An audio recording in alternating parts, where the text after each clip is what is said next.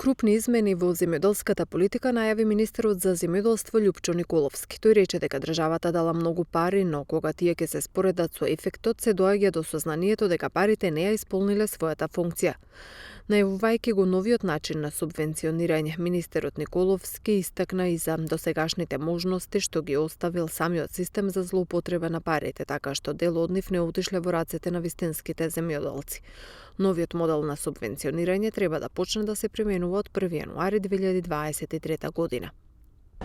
Неврзаните и производно врзаните директни плаќања, односно кај растителното производство, за сите земјоделци без разлика на која култура ја обработуваат, да им се исплатат основни директни плаќања за површината што ја обработуваат, без разлика на произведената количина. Дополнителните плаќања предлагаме да се исплаќаат само на одреден број на култури, кои како стратешки ќе се определат заедно со земјоделците преку подсекторските групи и овој процес, и за овие култури при исплатата ќе биде зголемен и обемот на контрола од страна на платежната агенција. Кај сточарското производство предлагаме исплатата да се однесува по грло за основно стадо, каде ќе се зголеми висината на поддршката од основно стадо. Преку овој модел кој се предлага, можностите за употреби се намалуваат. Исто така, бидејќи овозможуваме можност за многу поголема контрола од страна на платежната агенција во подолг период.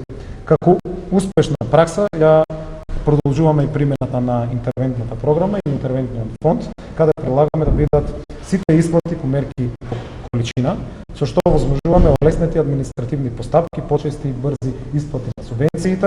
Предлагаме целото домашно производство, како што кажа веќе, да заврши во домашните преработувачки капацитети, врзувајќи исплатата со доказ на предадено производство во домашните регистрирани капацитети. Така е честно и одговорно сметаме кон сите граѓани кои што го полнат буџетот.